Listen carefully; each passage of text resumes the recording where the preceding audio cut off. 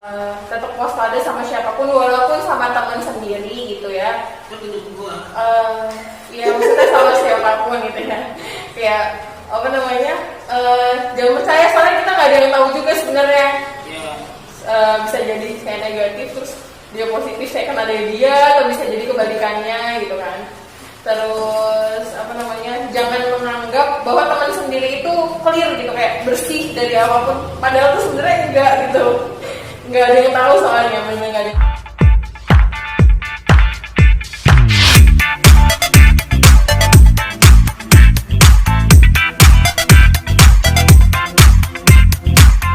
Bismillahirrahmanirrahim. Assalamualaikum warahmatullahi wabarakatuh. Ketemu lagi dalam channel Media Perawat. Informasi seputar perawat. COVID-19 yang kita rasakan sekarang ini dari yang kita alami sudah menekan ribuan bahkan jutaan nyawa manusia dari penjuru seluruh dunia. Itu baik yang diakibatkan oleh COVID itu masyarakat dan bahkan tenaga kesehatan pada umumnya yang sudah menekan nyawa. Dan itu semua tidak akan bisa terputus tanpa adanya peran daripada masyarakat, kemudian juga daripada tenaga kesehatan itu sendiri. Karena mereka sudah berjibaku bahu untuk melakukan perawatan pada pasien, kemudian sampai hari ini juga tenaga kesehatan juga masih terus berjuang dalam menghadapi pandemi ini.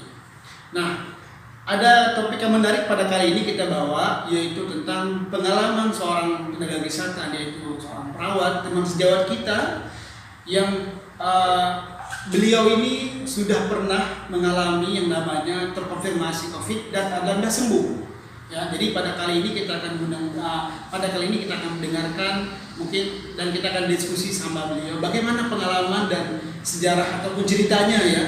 Bagaimana beliau dari awalnya menjadi seorang perawat, kemudian bekerja sebagai seorang perawat, kemudian sampai beliau juga pernah terkonfirmasi ya dari COVID itu tersendiri. Nah, pada kali ini beliau sudah dinyatakan sembuh dan alhamdulillah kita hari ini akan diskusi mencari ingin mendengarkan pengalaman dari beliau bagaimana sehingga beliau itu bisa sampai sembuh sampai hari ini, apa rahasianya, kita akan mendengarkan langsung sama beliau. Oke ya, Mbak, selama ini sebagai seorang perawat ya, kalau boleh tahu bisa masuk ke perawat itu gimana ceritanya itu sehingga itu sampai hari ini bekerja sebagai perawat? Awalnya sih dulu gak pengen jadi perawat ya, tapi karena orang tua dorong-dorong udah jadi perawat aja ya udah akhirnya masuklah ke Akbar gitu. Udah akhirnya jadi perawat gitu. Sebenarnya sih dulu gak pengen jadi perawat. Gak pengen jadi perawat? Gak pengen. Terus niat awalnya mau jadi apa? Kalau profesi lain sih mungkin ya. Profesi lain. Contohnya kemana profesinya? Ke farmasi. Tapi karena dorongan orang tua masuk perawat gitu ya. Dan sampai sejauh ini kecintaannya itu bagaimana terhadap profesi? Dan sampai dalam masa pandemi begini juga ini? Seperti kata pepatah sih ya. Bisa kadang terbiasa gitu ya. Jadi gimana ya? Karena setiap hari kerjaannya sebagai perawat ya, jadi makin lama-lama makin cinta aja gitu. Karena lama-lama jadinya makin cinta ya. Ada nggak sih kayak beban kayak kok gua pasrah masuk profesi banget atau gimana gitu? Kayak menyesal atau kayak merasa ya udah gua jalanin aja gitu. Awal-awal nih jadi seorang perawat gitu. Awalnya sih kayak pas lagi pertama kali kuliah itu kayak masih ya misal kenapa sih kok jadi perawat gitu, kenapa nggak jadi yang lain gitu. Kayaknya soalnya kan nyita waktu ya lebih tepatnya kayak nggak kayak yang profesi-profesi lain gitu kayak atau gimana ya. Tapi makin lama kesini ya udah jalanin aja. Karena memang sudah dinikmatin jadi akhirnya dinikmatin gitu ya. Oke, kemudian boleh nggak dicerita gimana pengalaman sekarang kan sudah jadi perawat ya? Walaupun tadi agak merasa kayak dorongan orang tua mungkin ya. Nah, begitu kelar sekolah perawat kemudian bekerja, awal-awalnya itu mungkin ketika lagi masa-masa pandemi begini gitu, perasaannya itu gimana ya? Kita perawat jadi rumah sakit benar-benar perawat masa COVID gitu. menerima atau kayak beban atau gimana gitu? Awalnya sih kayak pas pertama kali ada pandemi itu kayak takut gitu. Maksudnya kayak apa resign aja ya gitu. Kayak dari orang tua juga bilang apa resign aja ya mbak gitu kan. Tapi pas lagi kesini ya udahlah jalanin aja ya, emang kayak gini kerjaannya gitu kan. Pas lagi udah dijalanin ya udah ternyata bisa juga gitu melewatin masa pandemi ini. Tapi dari keluarga sendiri ketika masa-masa begini dari orang tua tadi awalnya kan sempat pengen resign ya. Tapi dari keluarga pasti agak rasa cemas gimana gitu. Iya masih pokoknya setiap lebih aware aja gitu, kayak lebih tambah perhatian gitu ya, kayak setiap mau berangkat jangan lupa minum vitaminnya, setiap pulang juga jangan lupa mandi ya, jangan lupa minum vitaminnya ya, gini gitu. Dengan semangat dari dukungan orang tua juga, alhamdulillah masih bisa bertahan, masih terus mau berlanjut gitu ya. Tapi sekarang sudah menikmati nggak proses itu? Iya. Nikmati ya, walaupun ada sedikit kayak perasaan kayak wanti-wanti dari lega gitu. Oke. Kemudian menjadi sang perawat, terus melakukan sang perawatan, ya kan, di salah satu di mana rumah sakit di DKI ya, salah satu rumah sakit di DKI Jakarta.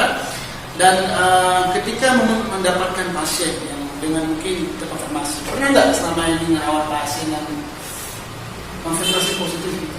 Pas pertama kali pernah, baru pertama kali malah di rumah sakit saya pertama kali pasiennya terkonfirmasi COVID dan pasiennya yes gitu. Dan itu baru ketahuan 2 minggu setelah merawat itu pasien. Tapi pada kondisi itu teman-teman sudah siap semua lah. Belum, soalnya itu pertama kali banget, bener-bener baru pertama kali pas lagi ada di rumah sakit tuh. Pas pertama kali juga diminta buat pakai hazmat ya. Ya udah, ya gimana ya, bener-bener belum tahu caranya pakai hazmat kayak gimana. Terus akhirnya pakai hazmat, terus gimana sih? Tapi waktu itu sosialisasi sudah berjalan. Udah. Ya, cuma mungkin APD-nya mungkin dalam proses gitu ya. Masih belum kebayang kayak pakai ini tuh kayak gimana sih gitu kan. Nah, ketika kan pasien begitu, salah satu pasien ya yang mungkin terkonfirmasi, perasaan waktu itu gimana tuh? Cemas atau gimana? Gak ngasih tau keluarga sih awalnya tuh pas lagi yang ada pasien yang masih suspek gitu ya. Terus habis itu pas lagi yang 2 minggu kemudian, terus akhirnya hasil swab pasiennya keluar, hasilnya pasien itu positif. Nah terus kan kita diminta buat dirumahkan loh. Nah akhirnya dirumahkan kalau nggak salah kurang lagi 2 minggu. Pas lagi itu di situ awalnya masih tanya-tanya kenapa nih gitu, soalnya belum dikasih tahu tuh. Akhirnya dikasih tahu sama teman kita juga, akhirnya pasien ternyata positif. Ya udah akhirnya ngasih tahu orang tua, dan orang tua juga kayak oh iya kayak gitu, jadi kayak kaget gimana gitu. Jadi kaget kayak takut mungkin WhatsApp awalnya.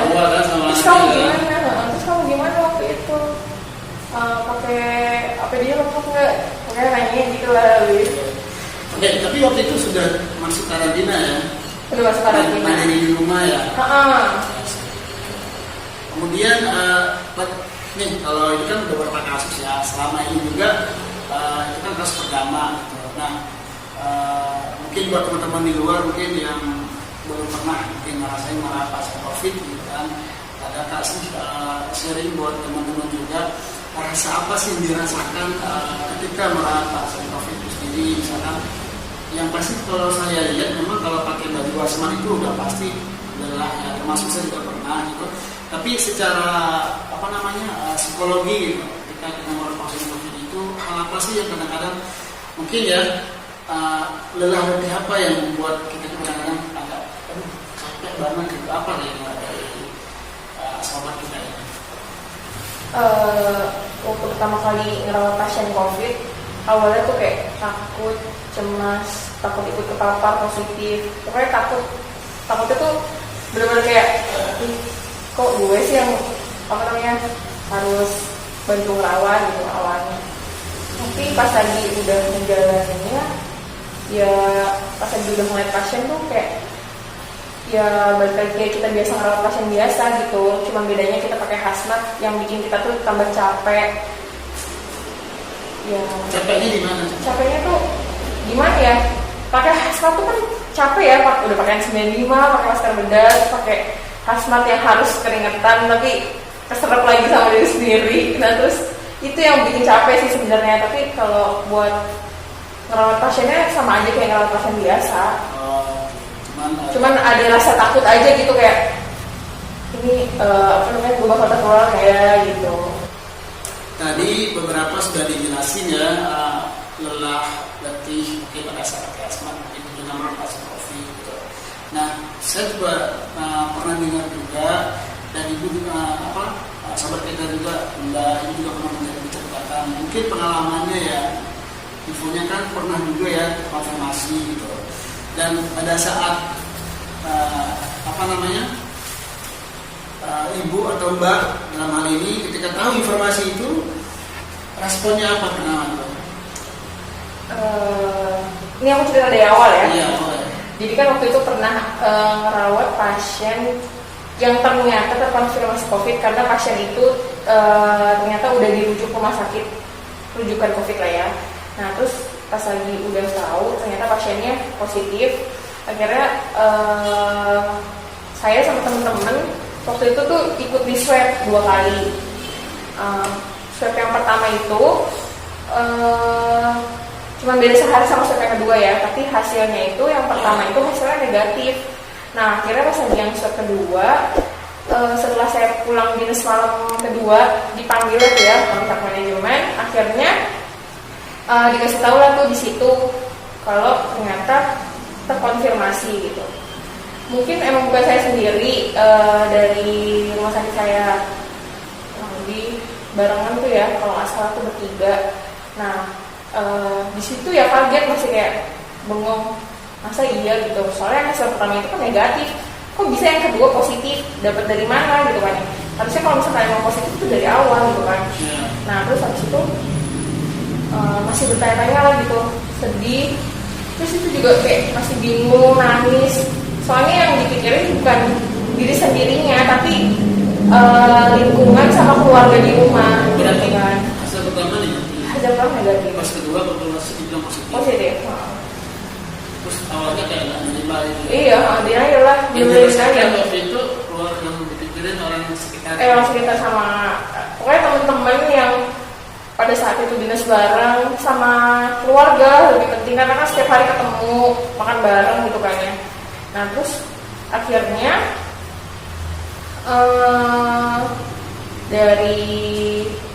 dari pihak rumah sakit tanya ke kita mau rencana apa tuh namanya, isolasi mandiri di rumah atau gimana gitu kan. Ya udah akhirnya pemilih ke rumah sakit, salah satu rumah sakit rujukan COVID. Nah akhirnya ya udah akhirnya aku isolasi di sana. Pas sampai sana, pas malamnya sampai sana itu ya biasa lah ya, kayak di rumah sakit diperiksa lagi semuanya. Nah terus besokannya itu dijadwalin buat swab pertama. Terus selang nggak sampai 24 jam lah ya, itu udah keluar hasilnya negatif. Nah di situ bingung tuh, harusnya yang kedua juga negatif bukan positif, kenapa tiba-tiba positif gitu. Ya udah akhirnya diminta buat minum obat selama 5 hari. Terus swab kedua ya udah baru pulang. Pada saat tahu informasi itu dari pihak manajemen,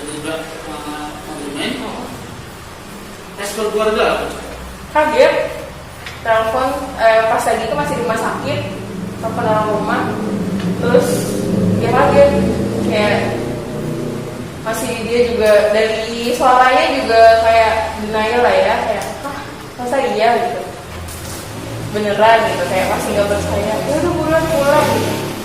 Tapi di situ sambil di jalan mau pulang itu kayak mikirin sampai rumah tuh harus gimana ya biar nggak bener-bener kepapar sama orang rumah gitu.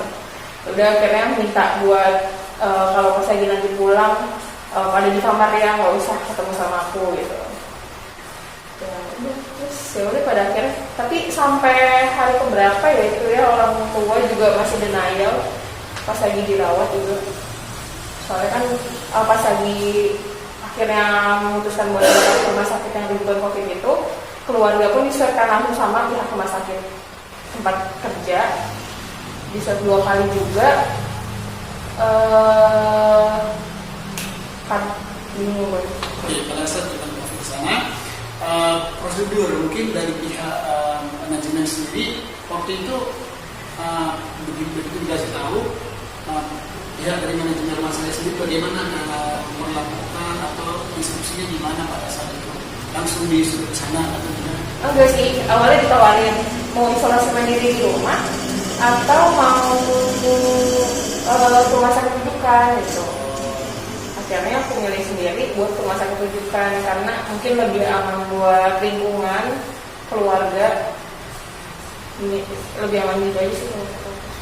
Waktu itu pikiran yang lagi kacau di pikiran itu apa? Ketika ya mungkin teman-teman di luar yang mohon maaf yang tadinya tidak percaya dengan COVID sendiri, ketika mungkin dinyatakan begitu pasti akan banyak banget pikirannya gitu. Nah, mungkin pada saat itu mungkin pesan apa buat teman-teman pada saat kita dikasih tahu nih begitu, apa nih langkah yang perlu kita lakukan?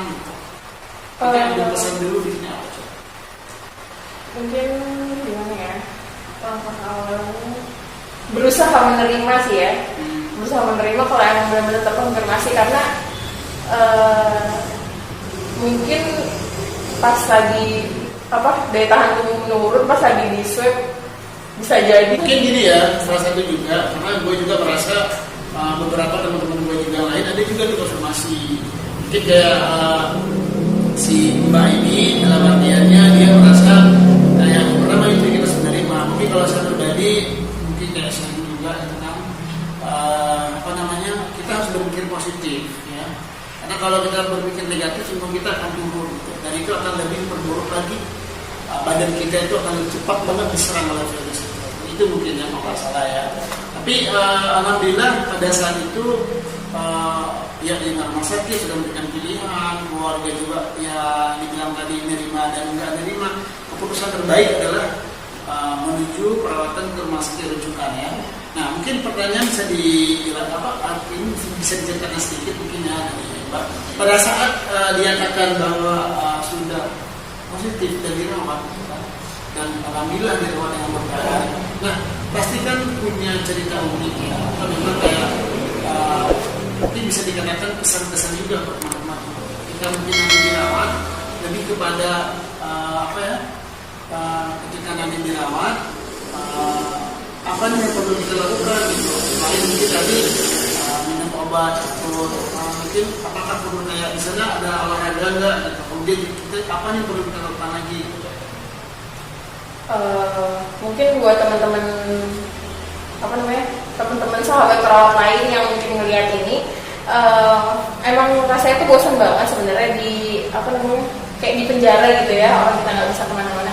Nah tapi sebenarnya di saat kita perawatan itu kita bisa banyak ngelakuin hal-hal positif gitu kan ya, kayak mungkin tadi Mas Dani bilang bisa nggak olahraga gitu.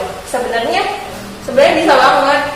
Tapi mungkin kalau misalkan emang ada di ruangan sendiri yang terpapar sama cahaya mataharinya bagus, mungkin mendingan di ruangan sendiri, nggak usah bareng-bareng sama yang lain, karena kayak gimana ya, kita harus waspada juga sebenarnya sama orang lain sebenarnya kan. Karena gimana ya? Tapi waktu dulu sering berjemur di kamar. Oh di kamar? Di kamar. Itu kegiatan sehari apa coba? Dari pagi gue bangun tuh subuh, malah sebelum subuh udah bangun, terus gue matiin AC, terus habis matiin AC, kenapa AC dimatiin? Karena menurut gue udara pagi itu kan bagus. Nah terus habis itu buka ventilasi semuanya sampai nunggu matahari terbit. Nah gue olahraga tuh pas lagi sambil ada matahari.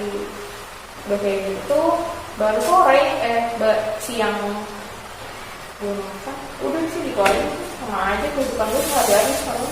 Dan pada saat swab terakhir dinyatakan sembuh itu berapa hari perjalanan hari? Berarti hari sana 9 hari. 9 hari. Hari ke-9. Hari ke-9 hasil swab kedua tuh udah jadi sebenarnya. Hasilnya negatif, hari ke-10 baru pulang. Nah, pada masa-masa itu kan ya tadi kita bilang ya mungkin ada denial, kemudian bosen ya kan, kemudian kayak apa namanya itu ya nggak jelas lah pokoknya kalau di luar kan kita bisa ketemu orang-orang. Nah, alhamdulillah keluar hasil dengan hasilnya negatif ya. Nah, pada saat itu langsung dikonfirmasi ke keluarga atau gimana? Tapi di sini bebas ya namanya ini ya? Bebas. Bebas, jadi keluarga langsung tahu.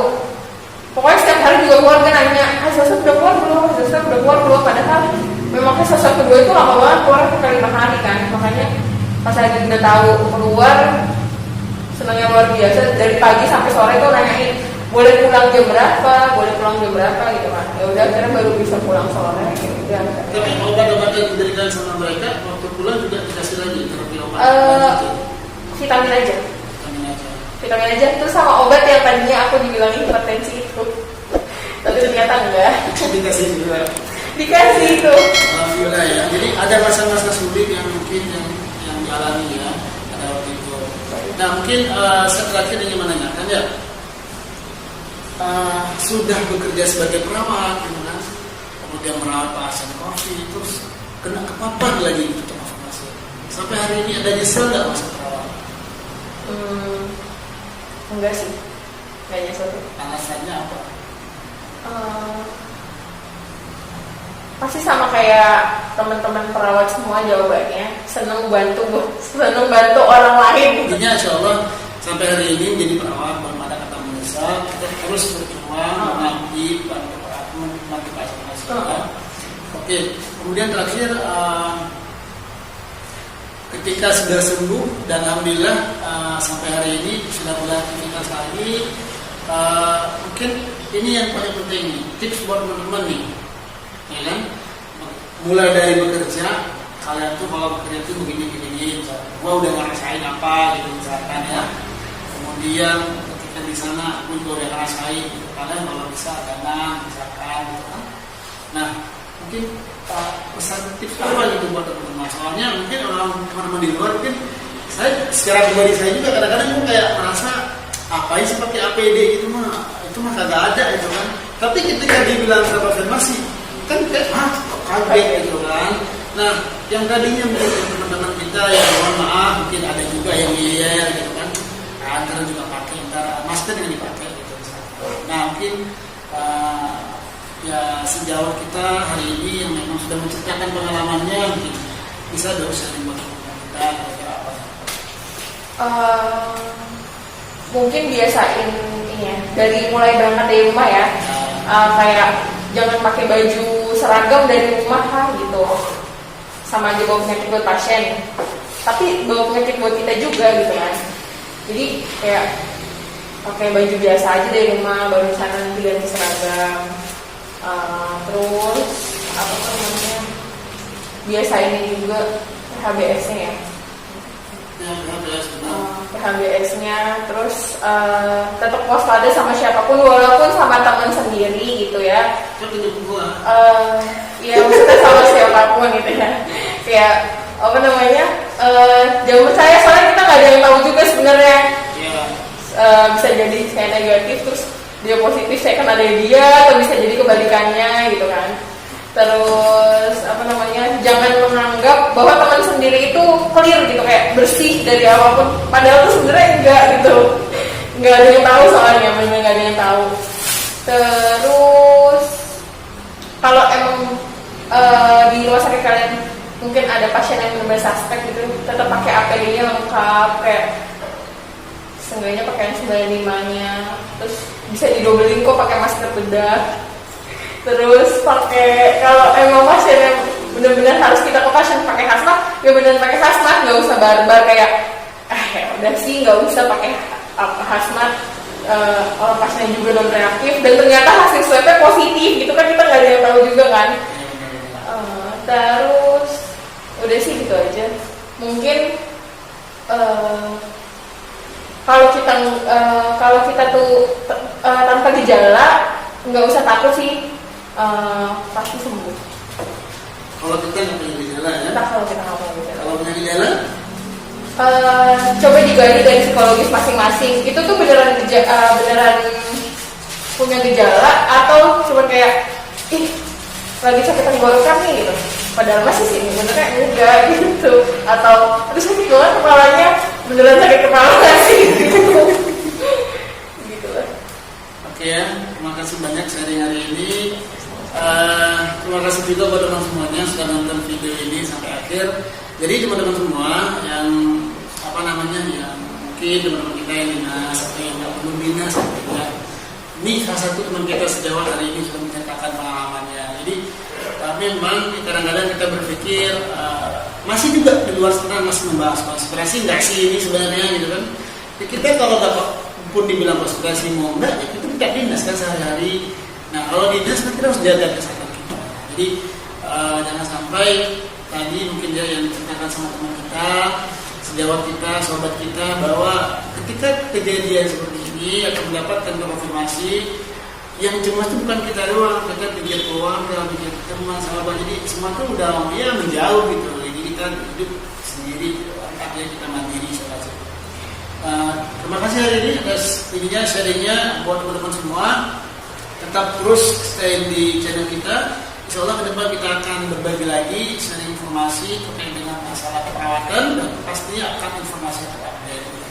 Baik, terima kasih hari ini yang saya ucapkan kepada Mbak yang luar biasa yang perjuangannya melawan si COVID ini ya, mulai dari kita dinas sampai kita nyatakan positif tapi pulang di sana tetap dinas lagi sekarang ya.